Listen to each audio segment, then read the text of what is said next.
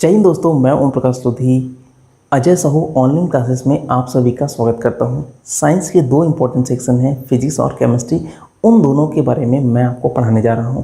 सबसे पहले हम लोग फिजिक्स के बारे में पढ़ेंगे, उसके बाद हम लोग केमिस्ट्री के बारे में पढ़ेंगे।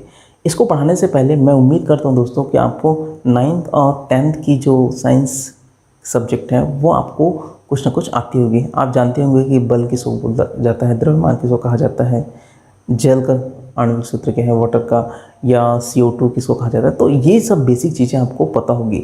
मेरी जो लैंग्वेज रहेगी वो बाइलिंगुअल रहेगी। आप हिंदी मीडियम और इंग्लिश मीडियम दोनों मीडियम के बच्चों के लिए ये हेल्पफुल रहने वाली है। कंटेंट पूरी NCERT बेस्ड रहेगी और क्वेश्चंस जो आपके CGPSC में पूछे गए हैं या पूछे जा सकते हैं, इन सभी चीज़ों पर हम लोग डिस्कस करेंगे और बेसिक से टॉप लेवल तक की बातें यहाँ पर हम लोग फिजिक्स और केमिस्ट्री में करने जा रहे हैं।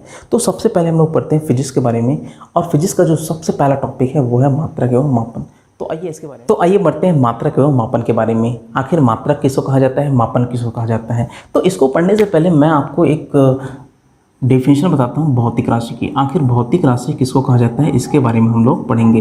भौतिक राशि को इंग्लिश में कहा जाता है फिजिकल क्वांटिटी।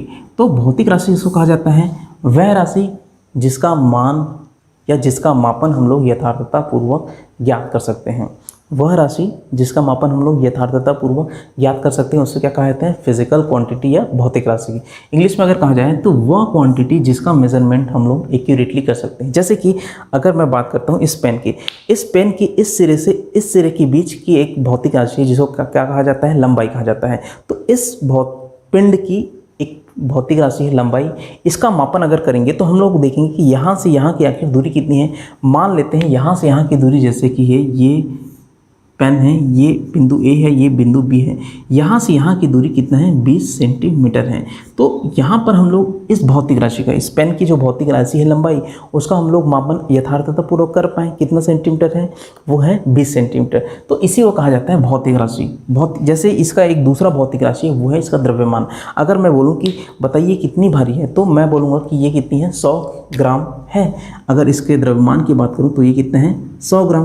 तो ये जो द्रव्यमान है ये भी क्या है, एक भौतिक राशि है। तो किसी भी राशि का जिसका मापन हम लोग यथार्थता पूर्वक कर सकते हैं, एक्यूरेटली किसी का मेजरमेंट कर सकते हैं, उस क्वांटिटी को या उस राशि को भौतिक राशि कहा जाता है। इंग्लिश में इसको फिजिकल क्वांटिटी कहते हैं। ठीक है, अब यहाँ पर हम लोग बात करते हैं कि आखिर मापन किसको कहा जाता है। जैसे किसी भौतिक राशि का मापन करना है तो भौतिक राशि का मापन आखिर कहाँ किसको जाता है, भौतिक राशि का मापन आखिर कहाँ किसको जाता है। तो भौतिक राशि के मापन करने के लिए हमको एक संदर्भ मानक लेना पड़ता है, स्टैंडर्ड यूनिट की सहायता लेनी पड़ती है। तो अगर मैं बात करूं कि भौतिक राशि के मापन की, तो किसी भौतिक राशि का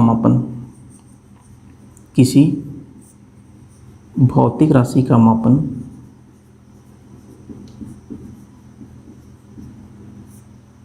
उस राशि का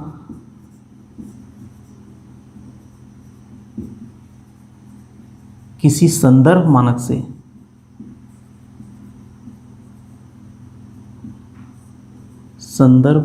से तुलना करना उस भौतिक राशि का मापन कहलाता है।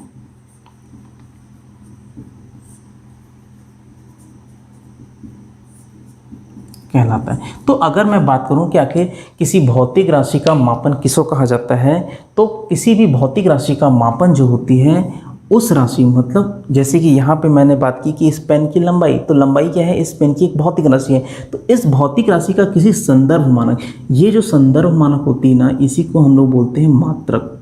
संदर्भ मानक क्या कहा जाता है, मात्रक। तो किसी भी भौतिक राशि का किसी संदर्भ मानक से तुलना करना कि आखिर वो इस संदर्भ मानक से या इस मात्रक से कितना गुना ज़्यादा है, कितना उसका तुलना करेंगे। जैसे कि अगर मैं बात कर रहा हूँ कि इस पेन की अगर लंबाई की बात करूँ तो इस पेन की लंबाई मान लेते हैं कितना है, 13.6 सेंटीमीटर है। यहाँ जैसे ये पेन ए है और ये बी है, इन दोनों के बीच की जो दूरी है 13.6 सेंटीमीटर। तो यहाँ पर हमने देखा कि ए से बी के जो बीच की दूरी है वो कितनी है, 13.6 सेंटीमीटर।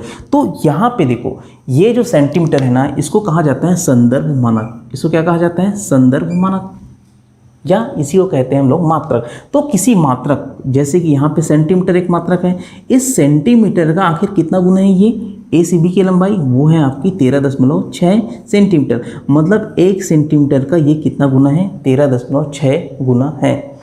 तो इस तरह से क्या करते हैं हम लोग किसी भी भौतिक राशि का मापन कर सकते हैं। इसके लिए ज़रूरी क्या है, हमारे पास एक संदर्भ मानक होना जरूरी है।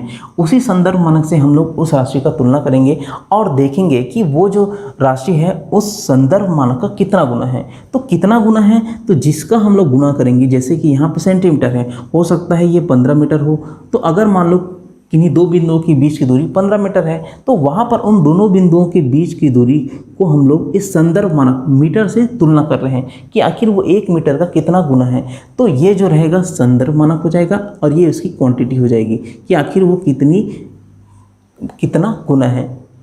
तो इस तरह से क्या होता है, किसी भी भौतिक राशि का हम लोग मापन कर सकते हैं। अच्छा, यहाँ पे हम लोग बात करते हैं कि आखिर कितने प्रकार के मात्रक होते हैं। जैसे यहाँ पे हमने संदर्भ मानक की बात कही, तो आखिर संदर्भ मानक कितने प्रकार के होते हैं। तो 1971 से पहले हमारे पास अलग अलग देश के वैज्ञानिक 3 अलग अलग पद्धतियों को फॉलो करते थे। जैसे कि बात किया जाए कि एक होता है MKS पद्धति, दूसरा होता है CGS पद्धति और तीसरा होता है FPS पद्धति। 3 अलग अलग पद्धति को अलग अलग देशों के वैज्ञानिक यूज़ किया करते थे। जैसे कि MKS पद्धति की अगर बात करूं तो ये जो पहला डिजिट, चाहे MKS, CGS और FPS, ये जो पहला अक्षर है ये आपके लंबाई को दर्शाता है। किसको दर्शाता है, ये लंबाई को। दूसरा वाला जो अक्षर है वो द्रव्यमान को, और तीसरा वाला जो अक्षर है यहाँ पे वो क्या है, समय को दर्शाता है। तो इस तरह से क्या होता था, 1971 से पहले 3 अलग अलग भौतिक राशियाँ यहाँ पे हम लोग को 3 अलग अलग पद्धतियाँ सामने आती थी। अब तीनों पद्धति में देखते हैं कि आखिर MKS पद्धति में लंबाई का मात्रक क्या है, वो क्या होता था, मीटर होता था। M फॉर क्या है, मीटर है। द्रव्यमान का मात्रक क्या होता था, किलोग्राम होता था। और समय का जो मात्रक होता था वो क्या होता था, सेकंड होता था। उसी तरह CGS पद्धति की अगर बात करें तो CGS पद्धति में जो लंबाई का मात्रक है वो क्या होता था, सेंटीमीटर। द्रव्यमान का मात्रक होता था ग्राम और समय का मात्रक सेकंड ही होता था।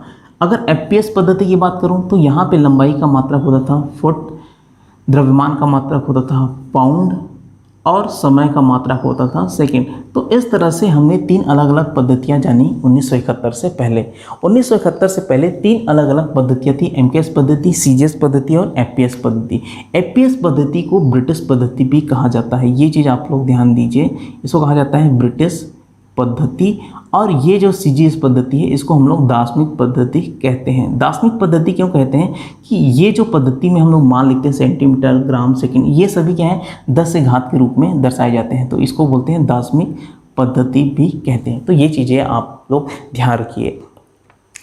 जो CGPSC की 2014 की जो क्वेश्चन थी उसमें पूछा गया था कि CGS पद्धति में जो समय का मात्रक होता है वो क्या होता है। तो आप लोग यहाँ पे इजीली समझ पाएंगे कि CGS पद्धति में ये जो होती है समय का मात्रक होती है और समय का मात्रक क्या है, सेकंड है।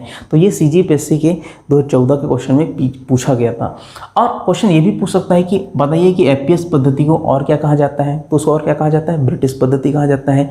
CGS पद्धति को और क्या कहा जाता है, तो उसको दार्शनिक पद्धति भी कहा जाता है। और क्वेश्चन आ सकता है कि FPS पद्धति में बताओ लंबाई का मात्रक क्या है, तो आपको ध्यान रखना चाहिए फुट, ये लंबाई का मात्रक, ये द्रव्यमान का मात्रक और ये समय का मात्रक। तो इस तरह से 1971 के पूर्व 3 अलग अलग पद्धतियाँ प्रचलित थी और तीनों पद्धतियाँ क्या थी, MKS पद्धति, CGS पद्धति और FPS पद्धति। लेकिन जब 1971 में फ्रांस में एक अंतर्राष्ट्रीय जो माप तौल ब्यूरो है वहाँ पर बैठक हुआ और उस बैठक में एक प्रस्ताव पारित किया गया। उसमें कहा गया कि अलग अलग देश के लोग इन अलग अलग पद्धतियों को मानते हैं। तो उसमें क्या होती है, एक सिमिलैरिटीज़ नहीं होती, कोई देश अलग पद्धति को मानती, कोई देश फिर अलग पद्धति को मानती। तो इस तरह से इन सभी पद्धतियों को हटाकर एक पद्धति का नियम बनाएगा और उस पद्धति को हम लोग बोलते हैं एसआई पद्धति। उसको हम लोग क्या बोलते हैं? एसआई पद्धति। एसआई पद्धति के अनुसार 7 प्रकार के मात्रक होते हैं।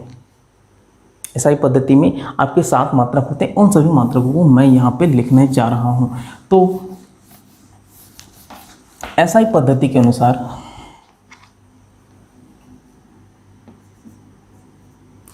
एसआई पद्धति के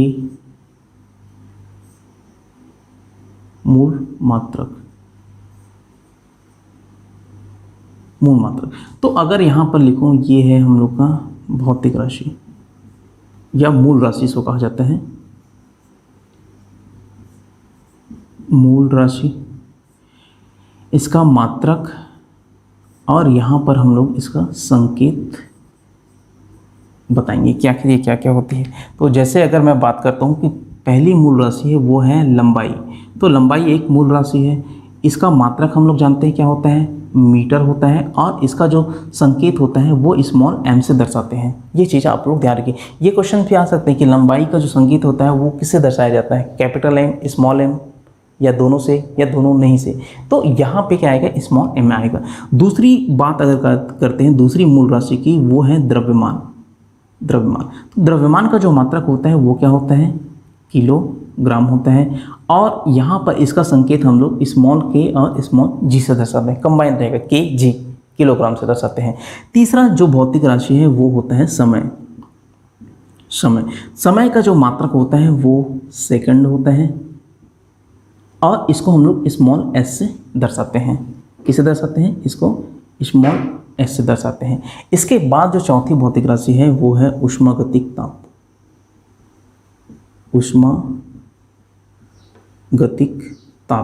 ऊष्मागतिक ताप का जो मात्रक होता है वो केल्विन होता है। इसको एक वैज्ञानिक के नाम पर रखा गया है, केल्विन नाम के वैज्ञानिक ने। और इसका जो मात्रक होता है वो होता है कैपिटल K। ये चीज़ आप लोग बहुत ध्यान देना कि इसका जो मात्रक संकेत होता है वो क्या होता है? कैपिटल K, और मात्रा क्या होता है? केल्विन। इसके बाद बात करते हैं विद्युत धारा की। एक और भौतिक राशि होती है विद्युत धारा। विद्युत धारा का जो मात्रक होता है वो क्या होता है? एम्पियर होता है। ये भी एक वैज्ञानिक के नाम पर रखा गया है, इसलिए यहाँ पर इसको क्या लिखेंगे? इसका संकेत क्या होगा? Capital A। छठवीं भौतिक राशि होती है पदार्थ की मात्रा। और इसका जो मात्रक होता है ये होता है मोल। और इसका जो संकेत रहता है small MOL, small m, small o, small l, इसको कहा जाता है मोल। सातवां और अंतिम जो मूल राशि होती है वो होती है ज्योति तीव्रता। और इसका जो मात्रक होता है वो होता है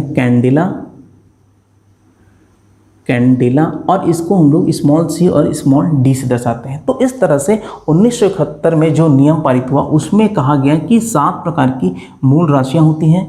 इन मूल राशियों के आधार पर ही हम लोग अब पद्धति को अपनाएंगे, इस एसआई पद्धति को अपनाएंगे, और इसी के अकॉर्डिंग ही हम लोग किसी चीज़ का मापन करेंगे। तो पहली मूल राशि क्या है? लंबाई। इसका मात्रक होता है मीटर। संकेत क्या है? स्मॉल m है। दूसरा भौतिक राशि है द्रव्यमान, और इस भौतिक राशि का जो मात्रक है वो क्या है? किलोग्राम।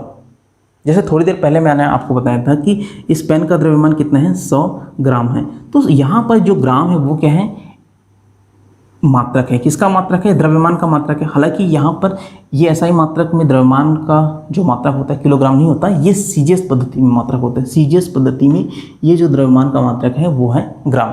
अगर मैं इसको बोलूँ कि 2 किलोग्राम, तो 2 किलोग्राम में ये जो किलोग्राम है ये क्या है? एसआई पद्धति का मात्रक है। किसका? द्रव्यमान का। द्रव्यमान क्या है? एक भौतिक राशि है, और उस भौतिक राशि का जो मात्रक होता है वो कितना होगा? किलोग्राम होगा। तो तीसरा जो भौतिक राशि है वो क्या है? समय है, और इसका जो मात्रक संकेत है वो क्या है? सेकेंड है, और मात्रक क्या है? सेकेंड।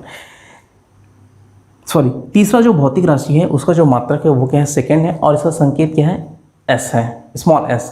चौथी भौतिक राशि ऊष्मागतिक ताप। इसका जो संकेत है केल्विन, K से दर्शाते हैं। विद्युत धारा का मात्रक एम्पियर, इसको हम लोग A से दर्शाते हैं। तो इस तरह से क्या है? 7 अलग अलग भौतिक राशि हैं, उनके एसआई मात्रक हैं, और वहाँ पे इनको संकेत दिए हैं।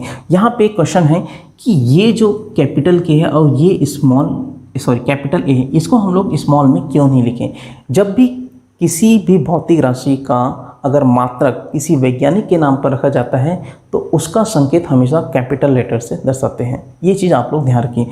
जिस भी भौतिक राशि का मात्रक, जैसे कि यहाँ पे केल्विन है, एक वैज्ञानिक का नाम है, एम्पियर ये भी एक वैज्ञानिक का नाम है, तो इसका जो संकेत रहेगा वो हमेशा कैपिटल लेटर से दर्शाया जाएगा।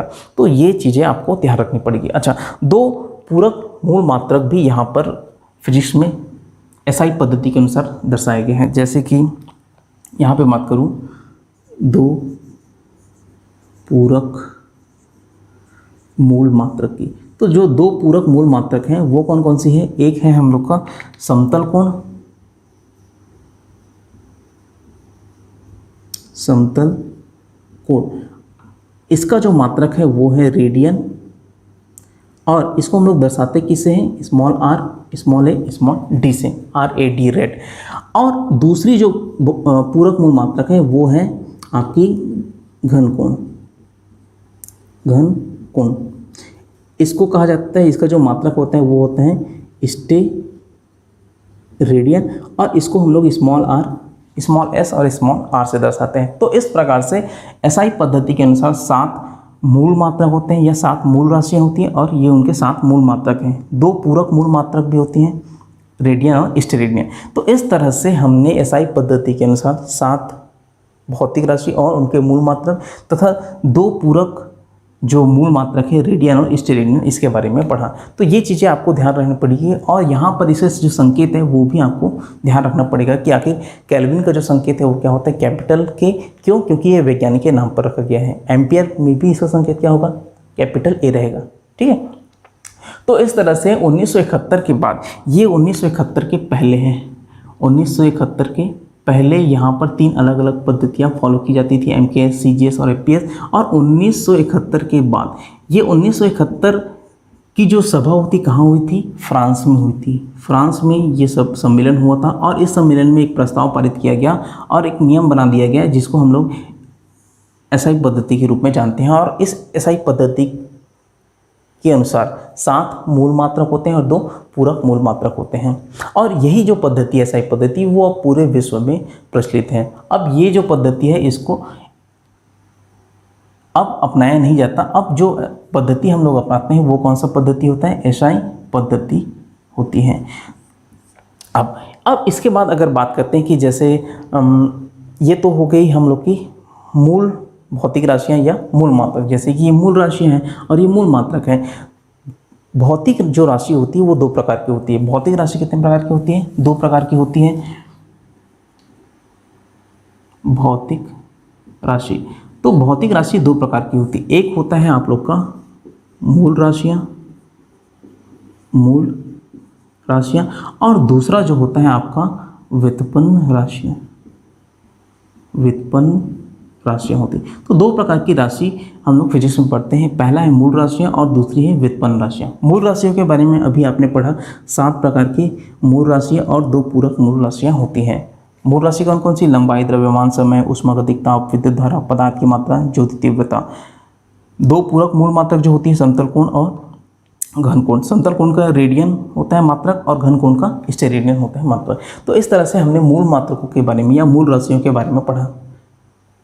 अब हम लोग बात करते हैं कि व्युत्पन्न राशि किसको कहते हैं। तो व्युत्पन्न राशि वे राशियां होती हैं जिनको हम लोग मूल राशियों के सहयोग से प्रदर्शित करते हैं, या इनको दर्शाने के लिए हमको मूल राशियों की आवश्यकता पड़ती है। किसको? व्युत्पन्न राशियों को दर्शाने के लिए। जैसे कि अगर मैं बात करूं क्षेत्रफल, क्षेत्रफल बराबर क्या होती है? जैसे यहाँ का एग्जाम्पल लिखूँ क्षेत्रफल की, तो क्षेत्रफल आखिर होता क्या है? क्षेत्रफल होता है आपका लंबाई गुणा क्या होता है? चौड़ाई होता है। हम लोग जानते हैं यहाँ पे जो लंबाई है ये कौन सी भौतिक राशि है? लंबाई है। और यहाँ पे अगर चौड़ाई की बात करें तो चौड़ाई भी क्या है? ये लंबाई ही भौतिक राशि है। इसका अगर मात्रक की बात करूँ, इसके मात्रक की अगर मैं बात करता हूँ, यहाँ पर मात्रकों को अगर लिखता हूँ तो क्षेत्रफल का जो मात्रक होता है वो क्या होता है? मीटर। देखो लंबाई का मात्रक क्या होगा? मीटर होगा। चौड़ाई भी अपने आप में क्या है? लंबाई है, तो इसका मात्रक भी क्या होगा? मीटर। तो ये हो जाएगा मीटर गुणा मीटर और वर्ग मीटर हो जाता है। तो क्षेत्रफल का जो मात्रक होता है वो क्या होता है? वर्ग मीटर। अगर मैं यहाँ पर आयतन की बात करूँ, आखिर आयतन जो व्युत्पन्न राशि है इसका मात्रक क्या होगा? तो ये क्या होता है? लंबाई गुना चौड़ाई गुना क्या होता है, ऊंचाई होता है। तो इस तरह से अगर आयतन की मात्रक की बात करूँ तो लंबाई का मात्रक क्या हो जाएगा, मीटर हो जाएगा, चौड़ाई का भी मात्रक क्या हो जाएगा, मीटर हो जाएगा, और ऊंचाई का भी मात्रक क्या हो जाएगा, मीटर हो जाएगा। तो इस तरह से इसका जो मात्रक होगा वो क्या होगा, घन मीटर होगा। इसी तरह से और व्युत्पन्न राशि जैसे कि हम लोग वेग की बात करते हैं, तो वेग बराबर क्या होता है, विस्थापन बटे समय। विस्थापन बटे क्या होता है, ये समय होता है। तो अगर यहाँ पर वेग व्युत्पन्न राशि के मात्रक की अगर मैं बात करूं तो इसका जो मात्रक होगा वो क्या होगा, विस्थापन। विस्थापन कौन सी राशि है, लंबाई है, और इसका जो मात्रक होता है वो क्या होता है, मीटर होता है। तो विस्थापन का मात्रक क्या हो जाएगा, मीटर, और समय का मात्रक क्या हो जाएगा, सेकंड। तो इस तरह से इसका जो मात्रक हो जाएगा वेग का वो हो जाएगा मीटर पर सेकंड। तो मुझे लगता है कि ये चीज़ आपको समझ आती है। जैसे एक और भौतिक राशि की बात करता हूँ, घनत्व की। घनत्व को आप लोग जानते हैं, ये क्या होते हैं, द्रव्यमान बटे क्या होते हैं, आयतन, मास अपॉन वॉल्यूम, आयतन। तो यहाँ पर द्रव्यमान का अगर मात्रक की बात करूँ, द्रव्यमान का जो मात्रक होता है वो क्या होता है, किलोग्राम। हम लोग दर्शाते हैं किससे, केजी से। तो ये हो जाएगा हम लोग का किलोग्राम प्रति आयतन। आयतन का जो मात्रक होता है यहाँ पर हमने लिखा है कितना है, मीटर की घात 3। तो ये क्या हो जाएगा, केजी पर घन मीटर। ठीक है, तो इसका जो मात्रक होगा वो क्या होगा, किलोग्राम पर मीटर क्यूब। इसका जो मात्रक होगा वेग का वो मीटर पर सेकंड। आयतन का जो मात्रक होगा मीटर की घात 3। तो इस तरह से क्या होती है, व्युत्पन्न राशि को हम लोग यहाँ पर मूल राशियों के या मूल मात्रकों के सहयोग से दर्शाए हैं। अच्छा, कुछ ऐसी भी भौतिक राशि होती है जिनको हम लोग ने विशिष्ट नाम दिए। जैसे कि यहाँ पे अगर मैं बात करूँ कि बल की, तो बल क्या होता है, बल बराबर F बराबर ma होता है। आप लोग जानते हैं न्यूटन की गति के द्वितीय नियम से, इसको मैं आगे पढ़ाऊंगा। तो बल का जो मात्रक होता है वो होता है न्यूटन। इसको हम लोग किससे दर्शाते हैं, कैपिटल N से। बल का मात्रक क्या होता है, न्यूटन। दर्शाते किससे हैं, कैपिटल N से। इसी तरह से आवृत्ति, आवृत्ति के बारे में भी आप लोग जानते होंगे। तो आवृत्ति का जो मात्रक होता है ये होता है हर्ट्ज, और इसको हम लोग दर्शाते किससे हैं, H Z से, कैपिटल H और Z। यहाँ पे जो न्यूटन है ये भी वैज्ञानिक का नाम है, इसलिए इसको कैपिटल N से लिखे हैं। हर्ट्ज भी एक वैज्ञानिक का नाम है, इसलिए यहाँ पे कैपिटल H यूज़ किए हैं, कैपिटल H और Z। तो हर्ट्ज का मात्रक ये होता है HZ। इसी तरह से अगर मैं बात करूँ कार्य की, तो कार्य हो या ऊर्जा हो, तो इन सभी का जो मात्रक होता है ये क्या होता है, आपका जूल होता है, और इसे दर्शाते किससे, कैपिटल J से। जूल भी एक वैज्ञानिक का नाम है। और अगर मैं बात करूं कि क्वेश्चन जो आपके CGPSC में आया था वो है शक्ति। तो शक्ति का जो मात्रक होता है वो क्या होता है, वाट, और हम लोग इसे दर्शाते किससे हैं, W इससे। तो इसका जो मात्रक होता है वो होता है वाट होता है, और दर्शाते किससे हैं, कैपिटल W से।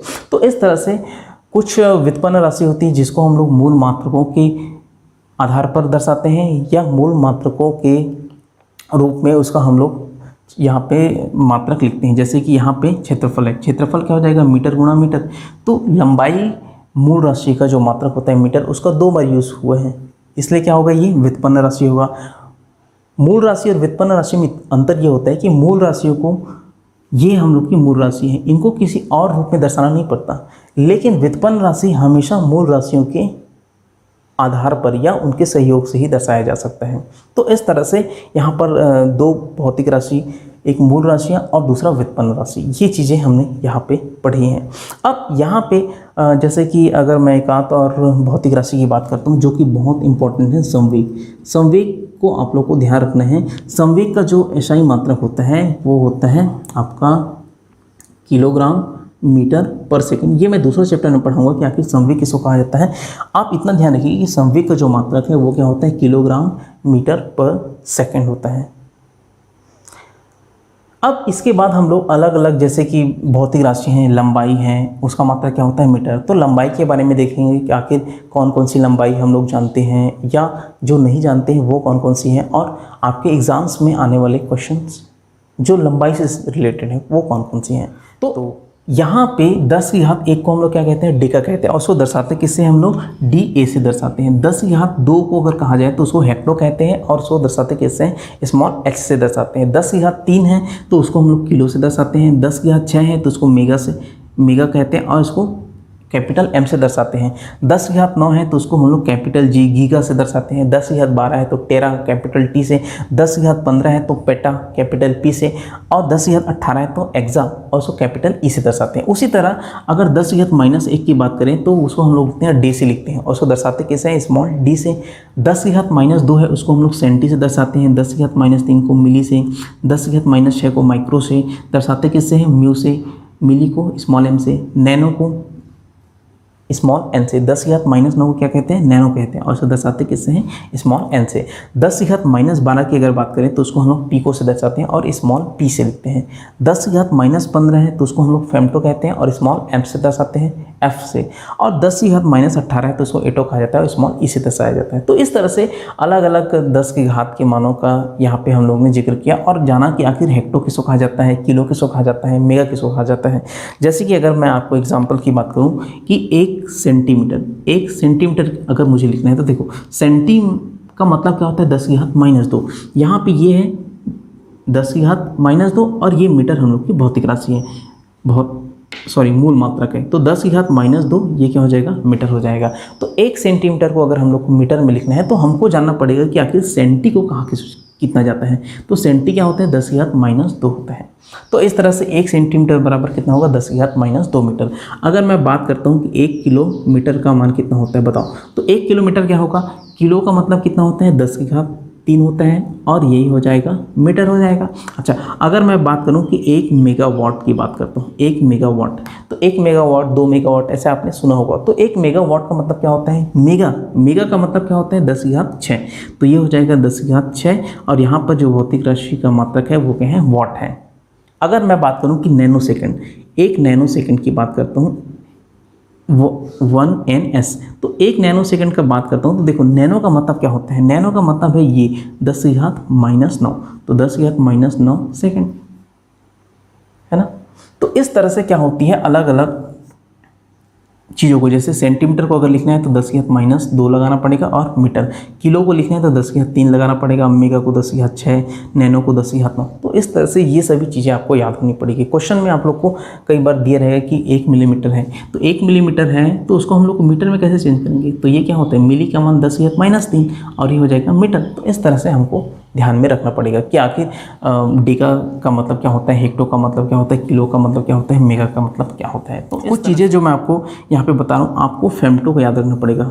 ये फेम्टो किसे कहा जाता है, नैनो किसे कहा जाता है, माइक्रो को आपको याद रखना पड़ेगा, मिली को आपको याद रखना पड़ेगा, सेंटी को आपको याद रखना पड़ेगा। तो सेंटी है, मिली है, माइक्रो है, नैनो है, पी और उसके बाद आपका फेम्टो है। तो ये चीज़ें आपको याद रहनी पड़ेगी। वैसे अगर यहाँ पर बात करें पॉजिटिव राशि में तो 10 की घात 3 किलो को आपको याद रखना पड़ेगा और उसके बाद मेगा को याद रखना पड़ेगा, गीगा को याद रखना पड़ेगा। तो ये तीनों चीज़ें आपको याद रखनी पड़ेगी। किलो आखिर किसको कहते हैं, 10 की घात 3 को, मेगा किसको कहते हैं 10 की घात 6 को और गीगा किसको कहते हैं 10 की घात 9 को। ये क्वेश्चन डायरेक्ट आपके एग्जाम्स में आ सकता है। अच्छा, अब यहाँ पर अगर बात करते हैं कि क्या जैसे कि हम लोग देखते हैं कि 10 की घात -6 मीटर जो रहते हैं इसका जनरली बहुत यूज होता है। तो इसीलिए ये जो 10 की घात -6 मीटर है या इसको बोलते हैं 1 माइक्रोमीटर। तो इस 1 माइक्रोमीटर को इसको क्या कहा जाता है, 1 माइक्रोमीटर। माइक्रो का मतलब कितना होता है, देखो इसको दर्शाते कितने हैं, 1 μm, 1 माइक्रोमीटर। तो यहाँ पे जो माइक्रो का मतलब क्या होता है, 10 की घात -6, तो 10 की घात -6 और ये क्या है हम लोग का मीटर। तो 10 की घात -6 को एक और कहा जाता है, अगर यहाँ पर भौतिक राशि का जो मात्रक है वो अगर मीटर में है और 10 की घात -6 है तो इसको 1 माइक्रोन भी कहा जाता है। इसको क्या कहा जाता है, 1 माइक्रोन कहा जाता है। इसको इसलिए यहाँ पे लिखते हैं क्योंकि इसका जनरली यूज़ बहुत होता है 10 की घात -6 का, इसलिए इसको 1 माइक्रोन कहा जाता है। तो CGPSC के आपके क्वेश्चन में ये भी चीज़ आ सकती है कि आखिर 1 माइक्रोन किसको कहते हैं। तो आपको ध्यान रखना पड़ेगा 1 माइक्रोमीटर को ही 1 माइक्रोन कहा जाता है और उसका मान कितना होता है, 10 की घात -6 मीटर। वैसे ही जैसे कि 1 एंगस्ट्रॉम की अगर बात करता हूँ, एंगस्ट्रॉम की अगर बात करता हूँ तो 1 एंगस्ट्रॉम का जो मान होता है वो 10 की घात -10 मीटर के बराबर होता है। 1 एंगस्ट्रॉम का मान कितना होता है, 10 की घात -10 मीटर के बराबर होता है। ये आपके CGPSC में पूछा हुआ क्वेश्चन है। 1 माइक्रोन पूछ सकता है आने वाले समय में। और एक और है 1 फर्मी। एक फर्मी का जो मान होता है ये है आपके प्रोटॉन के आकार के बराबर। प्रोटॉन का जो साइज होता है ना वो एक फर्मी के बराबर होता है और इसका मान होता है 10⁻⁻15 मीटर। इसका मान कितना होता है 10⁻⁻15 मीटर। तो ये होता है फेम्टो और इसको हम लोग और क्या लिख सकते हैं, एक फेम्टोमीटर। तो अगर एक फेम्टोमीटर कहीं है तो आप उसको एक फर्मी लिख सकते हो, लेकिन अगर एक फेम्टो किलोग्राम है तो आप उसको एक फर्मी नहीं लिख सकते। हमेशा याद रखना यहाँ पे जो फेम्टो ये रहेगा, ये मात्रक जो रहेगा मूल मात्रक रहेगा मीटर, ठीक है। यहाँ पे जो मूल मात्रक रहेगा मीटर। तो जब एक फेम्टोमीटर हो तभी आप उसको एक फर्मी लिख सकते हो, अन्यथा नहीं लिख सकते। जैसे एक फेम्टो अगर मैं मान लूँ सेकंड की बात करता हूँ तो आप उसको एक फर्मी नहीं लिख सकते। एक फर्मी मतलब एक फेम्टोमीटर होगा, एक माइक्रोन मतलब 10⁻⁻6 या 1 माइक्रोमीटर ही होगा। एक एंगस्ट्रॉम बराबर 10⁻⁻10 मीटर होता है। एंगस्ट्रॉम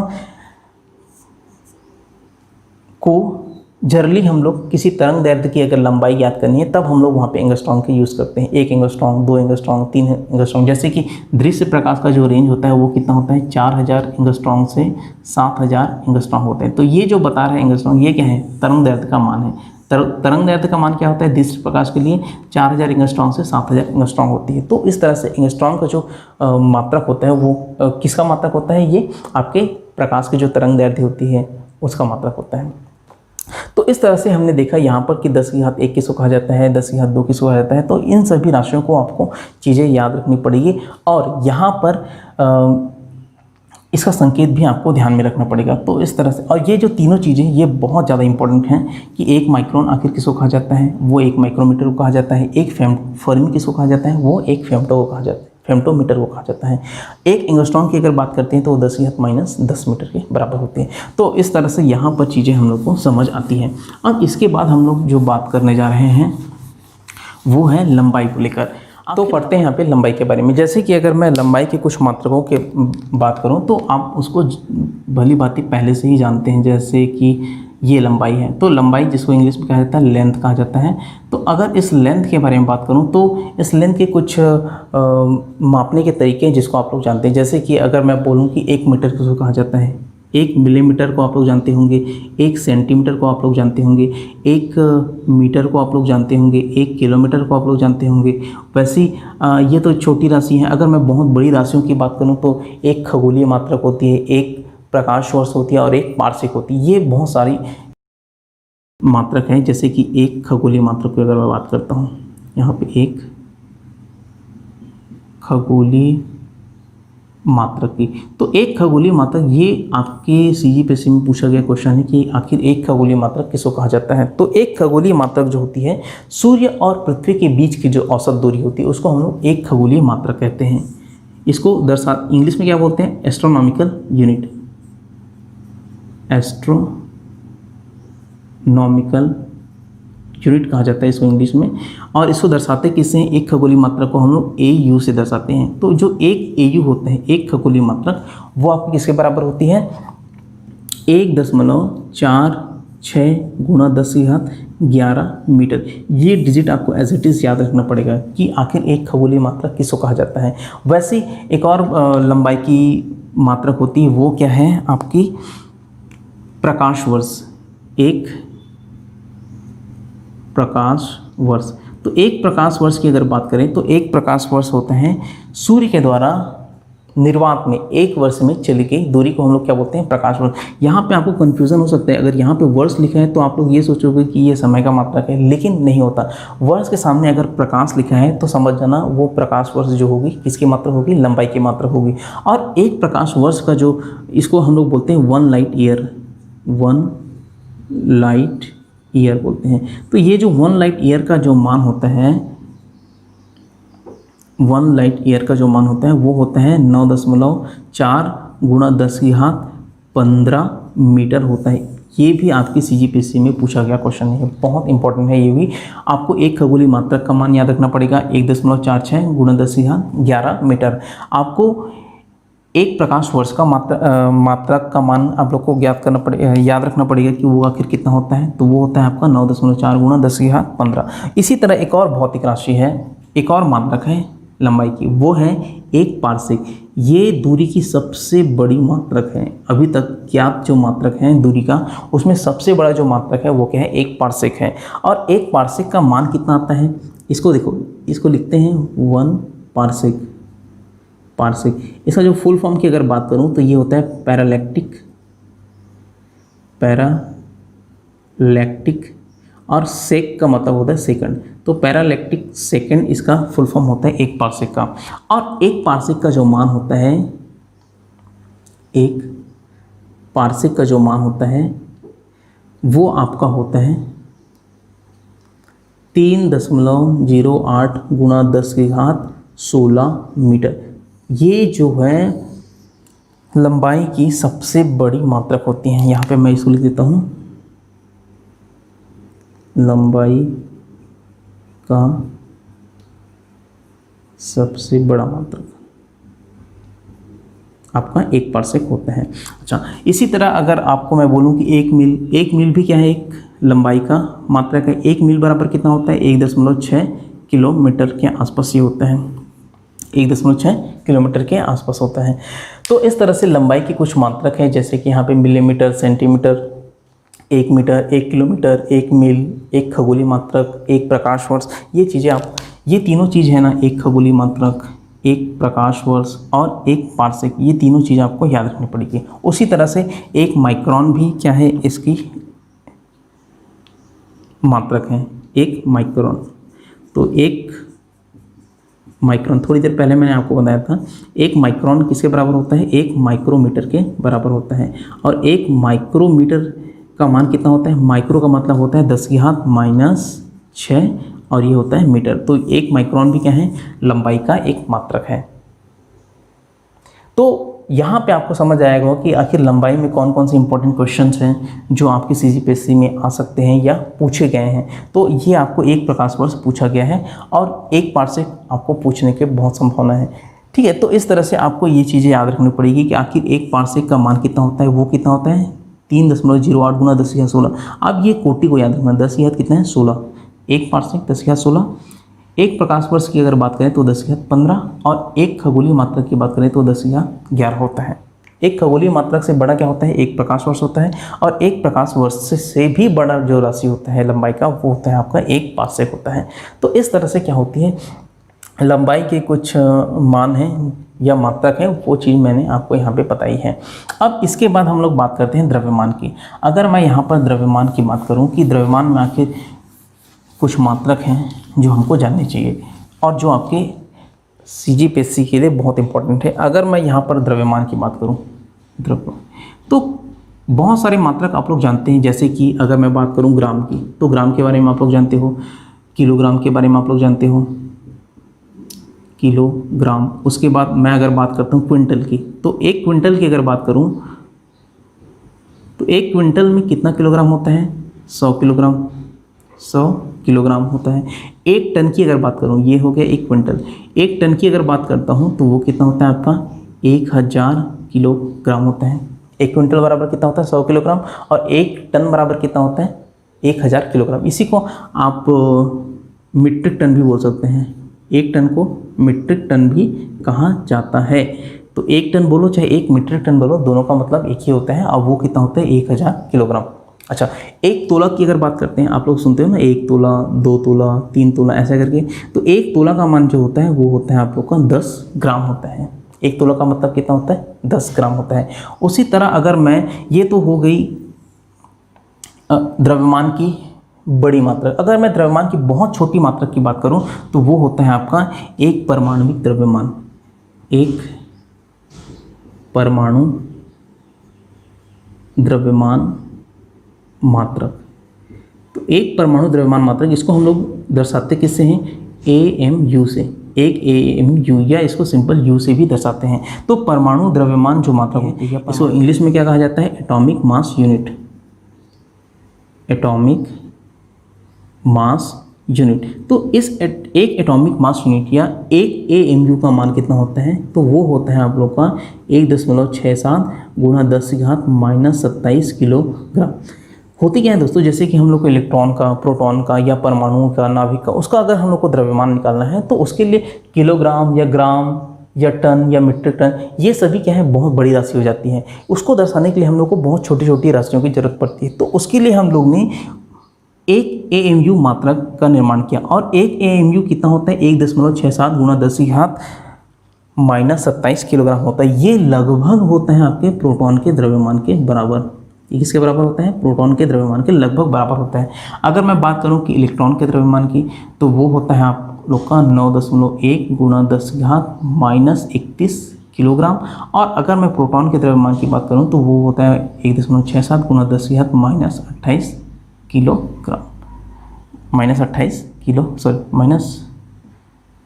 किलोग्राम होता है। तो इस तरह से क्या होती है, इलेक्ट्रॉन का द्रव्यमान इतना छोटा होता है, प्रोटॉन का द्रव्यमान भी इतना छोटा होता है। इसको हम लोग जनरली किलोग्राम के रूप में ना लिख के हम लोग इसको AMU के रूप में लिखते हैं। AMU क्या होता है, एटॉमिक मास यूनिट। इसको इंग्लिश में क्या होता है, परमाणु द्रव्यमान मात्रक कहा जाता है। तो इस चीज़ को आप लोग ध्यान रखिए, ये बहुत इंपॉर्टेंट है। ये वाला क्वेश्चन हो सकता है पूछा जा सके आप लोग को। तो एक जो द्रव्यमान का जो छोटा मात्रा होता है, एक AMU, इसका मान कितना होता है, 1.6 गुणा 10 की घात -27 किलोग्राम, जो कि लगभग प्रोटॉन के द्रव्यमान के बराबर होते हैं। अच्छा, प्रोटॉन का द्रव्यमान और न्यूट्रॉन का द्रव्यमान भी क्या होती है, लगभग बराबर होती है।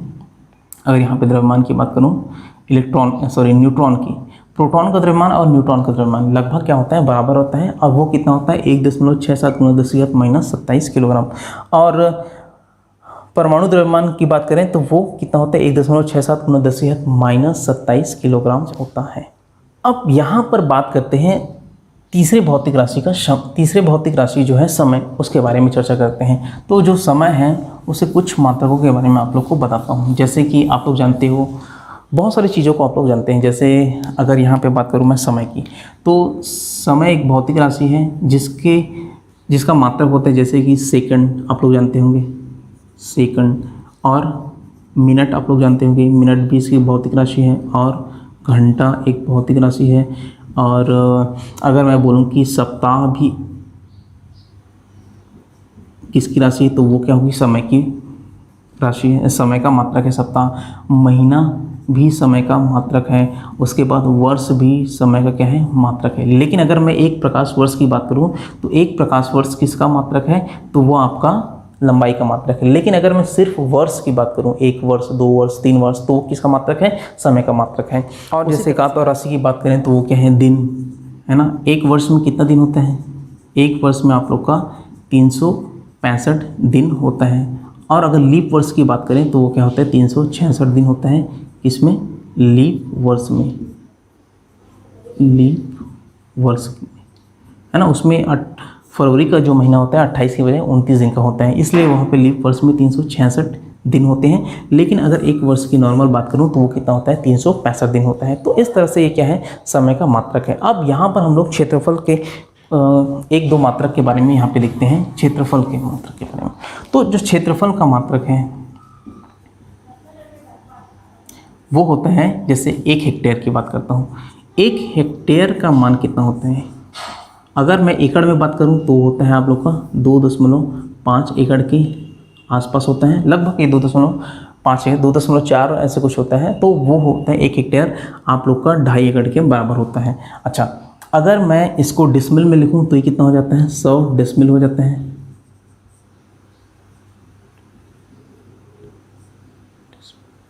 100 डिसमिल के बराबर होता है। तो 1 हेक्टेयर 100 डिसमिल के बराबर होता है। या इसको अगर एकड़ में लिखूं तो 2.5 होता है, 2.5 एकड़ होते हैं। और अगर इसको आर के रूप में लिखूं तो ये होता है 1 हेक्टेयर बराबर 100 आर। इसको बोलते हैं RARE, आरे बोलते हैं, जनरली इसको आरे बोल देते हैं। 100 आरे, 200 आरे, या 11 आरे, 12 आरे, ऐसे करके। तो 1 हेक्टेयर बराबर कितना होता है, 2.5 एकड़। या अगर डिसमिल बात करें तो 100 डिसमिल। और अगर आरे में बात करें या आर में बात करें तो वो होता है 100 आर होता है। तो ये चीज़ आपका क्षेत्रफल का क्या है, मात्रक है। इसके बाद हम लोग बात करते हैं कि आखिर भौतिक राशि का वर्गीकरण कितने प्रकार से किया गया है। भौतिक राशि का जो वर्गीकरण है 2 प्रकार से किया गया है। एक होता है राशियों के आधार पर, अगर दिशा के आधार पर बात की जाए, अगर दिशा के आधार पर बात की जाए तो भौतिक राशि को 2 भागों में वर्गीकृत किया गया है। एक है आप लोग की भौतिक राशि। तो भौतिक राशि को दो भाग में बांटा गया, एक है आप लोग की अदिश राशि और दूसरी क्या है, सदिश राशि। ये है हम लोग का अदिश राशि और दूसरा है हम लोग का सदिश राशि। तो इन दोनों के बारे में अब हम लोग यहाँ पे पढ़ने जा रहे हैं। आखिर अदिश राशि किसको कहा जाता है और सदिश राशि किसको कहा जाता है। तो अदिश राशि वे राशियाँ होती हैं जिनको दर्शाने के लिए हमको परिमाण की आवश्यकता होती है, दिशा की आवश्यकता नहीं होती। अगर मैं यहाँ पर बात करूँ कि आखिर अदिश राशि किसे कहते हैं, वे राशियाँ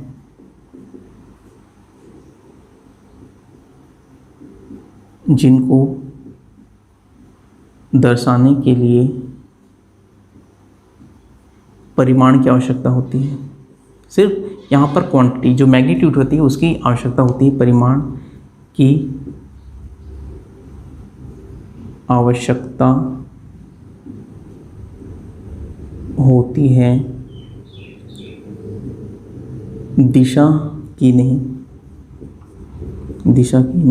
अच्छा, सदिश राशि की अगर बात करूं तो सदिश राशि वे राशि होती है जिनमें परिमाण के साथ साथ क्या हम लोग को दर्शाना पड़ता है, परिमाण के साथ साथ दिशा भी आवश्यक होती है। इसको हम लोग क्या बोलते हैं, सदिश राशि कहते हैं। तो इस तरह से भौतिक राशि अगर दिशाओं के आधार पर बात करें तो दो प्रकार की होती है, एक होती है हम लोग की अदिश राशि, दूसरी होती है हम लोग को सदिश राशि। तो यहाँ पर कुछ इंपॉर्टेंट क्वेश्चन इससे बनते हैं कि आखिर सदिश राशि किसको कहा जाता है, अदिश राशि किसको कहा जाता है। तो वो चीज़ें आपको यहाँ पर याद रखनी पड़ेगी। जैसे कि अगर मैं अदिश राशियों की बात करूँ तो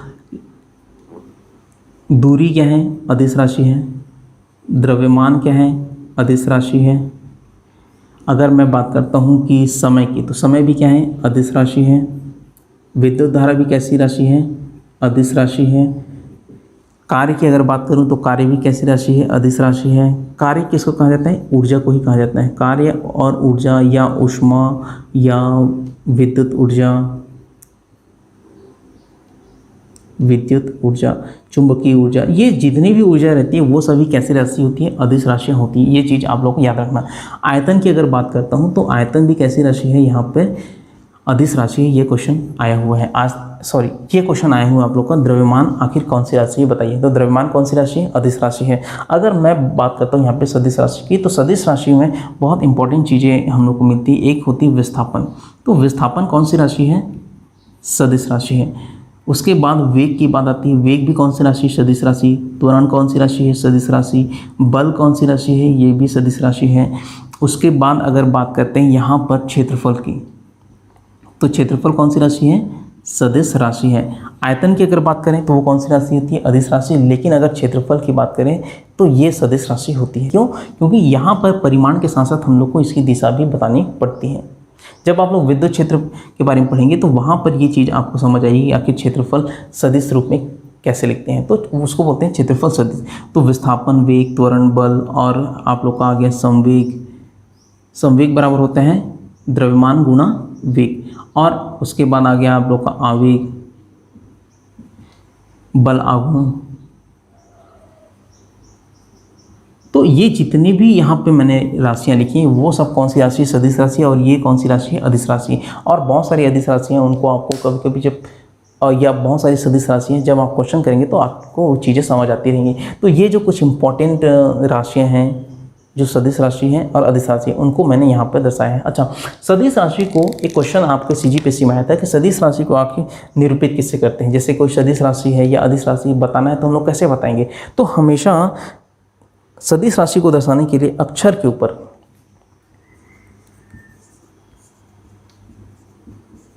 सदिश राशि को किसी अक्षर या अल्फ़ाबेट के ऊपर तीर का निशान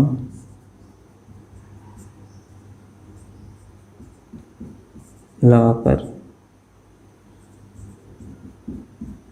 दर्शाते हैं। तो जब भी हम लोग किसी भी भौतिक राशि को दर्शाना है तो हमेशा उसके ऊपर हम लोग तीर का एक चिन्ह है वो लगेंगे। जैसे कि अगर मैं बल की बात करूं तो बल अगर हम लोग को सदिश राशि के रूप में दर्शाना है तो F सदिश हो जाएगा, त्वरण को हम लोग A सदिश, वेग को हम लोग V सदिश, विस्थापन को हम लोग जैसे D सदिश अगर कहा जाए, क्षेत्रफल को हम लोग बोलेंगे कि ये हो जाएगा हम लोग का A सदिश, संवेग P सदिश हो जाएगा, आवेग I सदिश हो जाएगा। तो इस तरह से अगर सदिश रूप में हम लोग को दर्शाना है तो उस अक्षर के ऊपर या उस अल्फ़ाबेट के ऊपर हम लोग को तीर का निशान लगाना पड़ेगा। अच्छा, यहाँ पर एक और इम्पोर्टेंट जो अदिश राशि वो है घनत्व। इम्पोर्टेंट अदिश राशि वो है घनत्व। घनत्व बराबर क्या होता है? द्रव्यमान बटे आयतन होता है। द्रव्यमान बटे क्या होता है? आयतन होता है। तो इस तरह से कुछ यहाँ पर अदिश राशि और कुछ सदिश राशि के बारे में मैंने आपसे चर्चा की है। तो आइए यहाँ पर देखते हैं कि आखिर अदिश राशि और जो सदिश राशि होती हैं दो अलग अलग राशियों की तुलना करते हैं। जैसे कि अगर यहाँ पर बात करें दूरी और विस्थापन की, तो दूरी और विस्थापन की अगर बात करते हैं तो दूरी कौन सी राशि होती है? हम लोग जानते हैं ये कैसी राशि होती है? अदिश राशि होती है। और जो विस्थापन होती है वो कैसी राशि होती है? ये आपकी होती है सदिश राशि होती है। दोनों के अगर मात्रकों की बात करूं तो इसका भी मात्रक क्या होता है? मीटर होता है, और इसका भी मात्रक क्या होता है? मीटर होता है। तो दूरी कौन सी राशि है? अदिश राशि है। और विस्थापन कौन सी राशि है? सदिश राशि है। अच्छा, यहाँ पे कुछ क्वेश्चन आते हैं। जैसे कि अगर मैं क्वेश्चन की बात करूँ, ये मान लेते हैं एक वृत्त है, ये कुछ इस तरह से, और ये बिंदु ए है। बिंदु ए से मान लो हम लोग इस दिशा में गए और वापस इसी बिंदु ए पर आए। मान लेते हैं इस जो वृत्त है उसकी त्रिज्या कितनी है? r है। तो हम लोग जानते हैं कि वृत्त के परिधि कितना होता है? 2πr होता है। अगर मान लो इस बिंदु ए से वापस बिंदु ए तक आऊँ तो इसकी जो लंबाई होगी वो कितनी होगी? 2πr। ये किसके बराबर होगी? वृत्त की परिधि। तो अगर यहाँ पर दूरी की बात करता हूँ, मैं मान लो बिंदु ए से चलना चालू करता हूँ और वापस इसी बिंदु ए पर आ जाता हूँ, तो अगर इसी बिंदु ए पर आ जाता हूं तो यहाँ पर दूरी का मान अगर मैं ज्ञात करता हूं तो दूरी बराबर कितना हो जाएगा?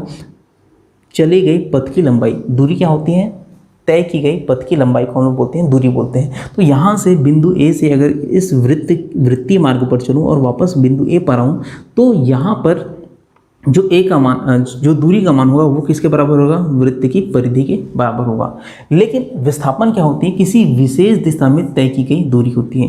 किसी विशेष दिशा में, यहाँ पर हम लोग को दिशा का ध्यान रखना पड़ेगा। क्यों? क्योंकि ये सदिश राशि होती है। तो किसी विशेष दिशा में वस्तु की स्थिति में परिवर्तन होती है। किसी विशेष दिशा में स्थिति परिवर्तन को हम लोग क्या बोलते हैं? विस्थापन कहते हैं। अब यहाँ पर देखो, मान लेते हैं इस बिंदु ए से हम लोग इस ओर जा रहे हैं, इस ओर जा रहे हैं, तो ये घूमकर हम लोग वापस इसी बिंदु पर आ गए हैं। तो बताओ इस दिशा में हम लोग बिंदु ए से कितना, या हमारी स्थिति में बिंदु ए से स्थिति में परिवर्तन कितना हुआ? तो यहाँ पर स्थिति में परिवर्तन कितना हुआ? 0 होगा। क्यों? क्योंकि यहाँ से हम लोग गए वापस उसी स्थिति में आ गए।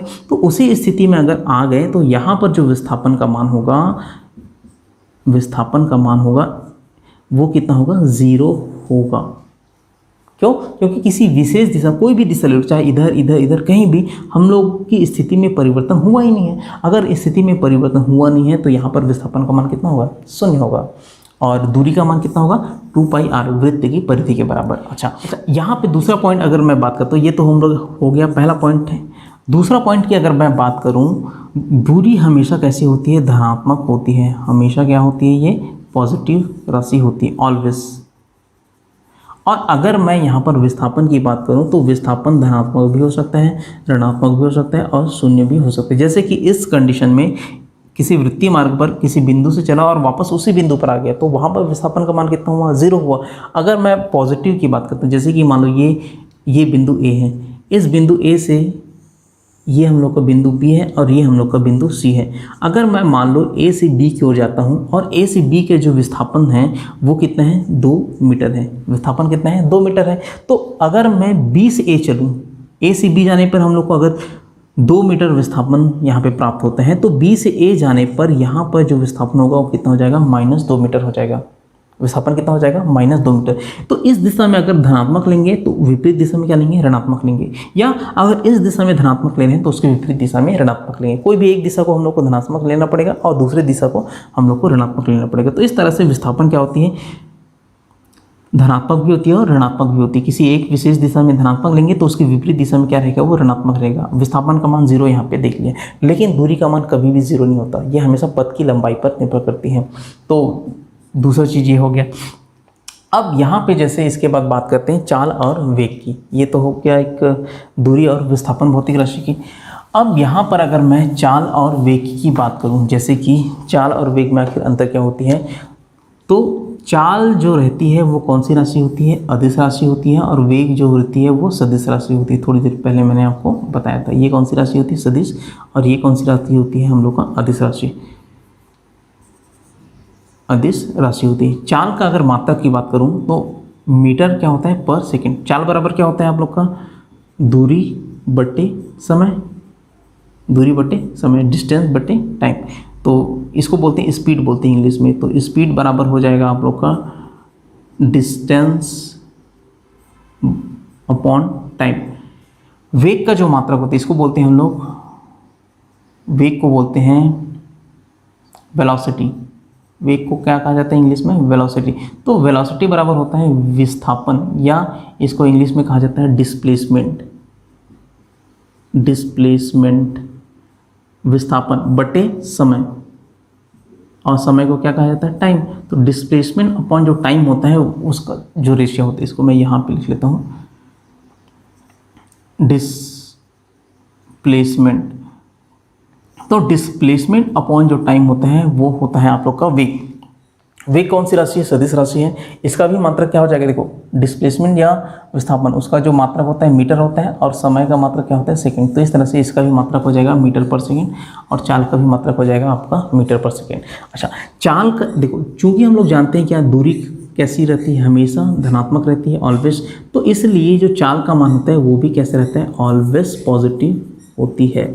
और अगर मैं बात करूँ यहाँ पे वेग, तो विस्थापन धनात्मक भी हो सकती है, ऋणात्मक भी हो सकती है, और शून्य भी हो सकती है। डिस्प्लेसमेंट का मान धनात्मक, ऋणात्मक, शून्य, पॉजिटिव, नेगेटिव और जीरो भी हो सकती है।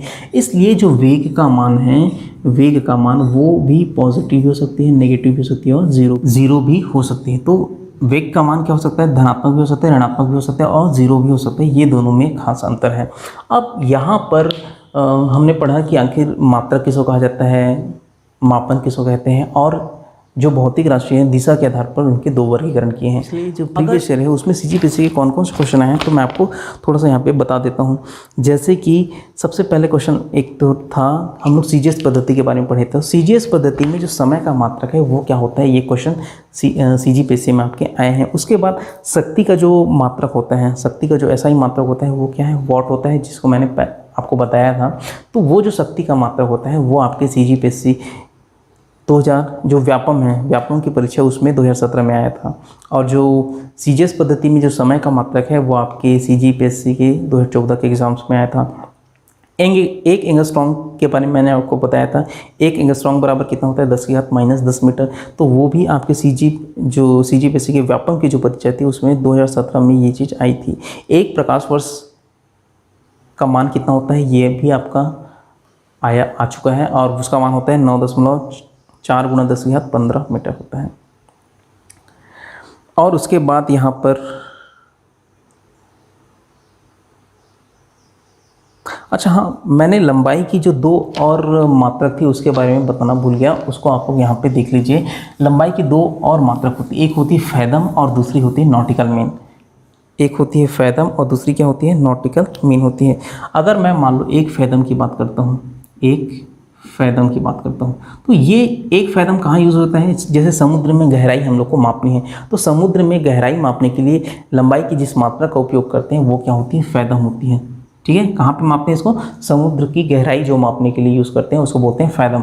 एक फैदम बराबर होता है आप लोग का 6 फीट के बराबर होता है। ये चीज़ आप लोग ध्यान रखिए, एक फैदम बराबर क्या होता है, 6 फीट होता है। ये गहराई मापने के लिए होती है। दूसरी होती है एक और भौतिक राशि होती है जो आपके जल भाग में यूज़ होती है, वो होती है नॉटिकल मीन। ये होते हैं नॉटिकल मीन, एक नॉटिकल मील है ना, जैसे ये नॉटिकल मील होती है। तो ये क्या होती है, समुद्र में लंबाई को मापने के लिए इसका यूज़ किया जाता है। फैदम गहराई को मापने के लिए, और समुद्र में ही एक स्थान से दूसरे स्थान के बीच की अगर दूरी मापनी है तो वो हम लोग नॉटिकल मीन का यूज़ होते हैं। यहाँ पर जो नॉट का मतलब होता है, ये जो नॉट है वो क्या होते हैं, नॉट का मतलब होता है समुद्र की जो चाल होती है, समुद्री जो जहाज होती है, जो नॉट का मतलब होता है समुद्री जो जहाज होती है उसकी जो क्या होती है, समुद्री जहाज की चाल होती है आपकी नॉट। तो ये चीज़ें आप ध्यान रखिए कि आखिर फैदम किसको कहा जाता है। ये आपका समुद्र में गहराई मापने के लिए होता है। नॉटिकल मीन आपके समुद्र में एक स्थान से दूसरे स्थान की अगर दूरी मापनी है तो वहाँ पर हम लोग नॉटिकल मीन का यूज़ करते हैं। और उसमें जो नॉट का मतलब होता है वो होता है आपका समुद्री जो जहाज होती है उसकी चाल होती है। ठीक है, एक और भौतिक राशि है उसको बोलते हैं डॉप्सन।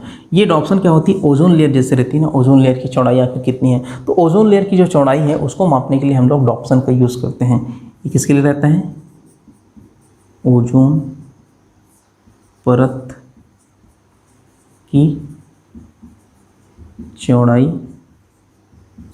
मापने हेतु इसका उपयोग करते हैं। नॉटिकल मीन क्या है, समुद्र में एक बिंदु से दूसरे बिंदु की बीच की दूरी में एक बिंदु से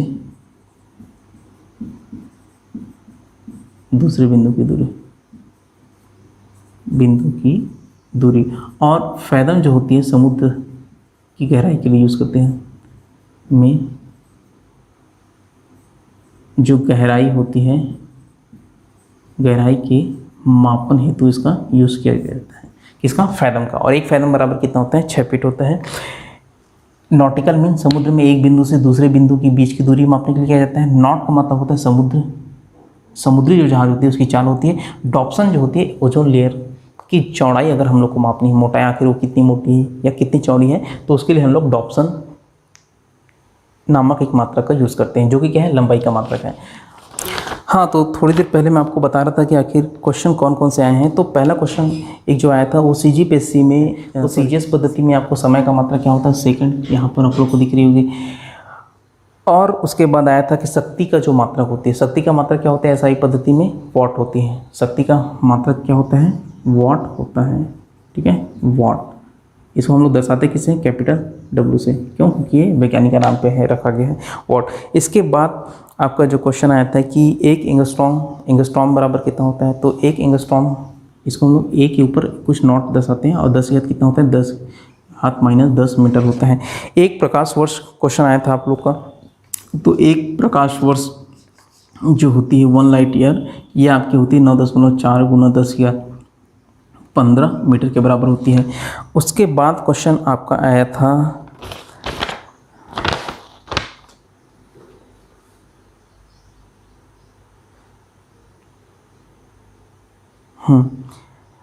सदिश राशि को दर्शाते कैसे हैं, सदिश राशि का प्रदर्शन आखिर किस प्रकार किया जाता है। तो किसी भी अगर सदिश राशि को हम लोग को दर्शाना है तो किसी लेटर के ऊपर, जैसे ए एक सदिश राशि, तो ए के ऊपर हम लोग इस तरह से तीर लगाकर ये कर सकते हैं। तो ये CGPSC की जो व्यापम की परीक्षा थी 2015 उसमें आया था।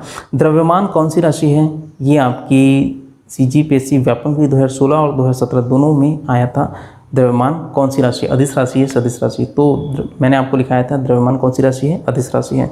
तो इस तरह से क्वेश्चन यहाँ पे आ सकता है। अच्छा, आपने बहुत बार ये सुना हो कि 1 मिलियन बराबर क्या होते हैं। तो 1 मिलियन बराबर होता है आप लोग का 10 लाख के बराबर होता है। 1 मिलियन किसके बराबर होता है, 10 लाख। 1 बिलियन की अगर बात करूँ तो 1 बिलियन जो होती है वो 100 करोड़ के बराबर होती है। किसके बराबर होती है, 100 करोड़ के बराबर होती है। तो ये चीज़ें आप ध्यान रखिएगा कि 1 मिलियन किसको कहा जाता है, 1 बिलियन किसको कहा जाता है। तो इस तरह से मैं उम्मीद करता हूँ दोस्तों कि आपको फिजिक्स का जो पहला टॉपिक है मात्रक एवं मापन, ये आपको अच्छे से समझ आया होगा कि आखिर ये भौतिक राशियाँ जो होती हैं इनके मात्रक क्या होते हैं, कितने प्रकार के मूल मात्रक होते हैं, व्यंजक व्युत्पन्न मात्रक किसको कहा जाता है। उसके बाद दिशाओं के आधार पर भौतिक राशि का वर्गीकरण 2 रूप में किया जाता है, एक अदिश राशि, दूसरा होता है सदिश राशि। सदिश राशि में क्या क्या चीज़ें आती हैं, अदिश राशि में क्या क्या चीज़ें आती हैं, वो सब चीज़ें मैंने यहाँ पे पढ़ाया है। तो मिलते हैं फिर नेक्स्ट लेक्चर में नेक्स्ट टॉपिक के साथ। जय हिंद।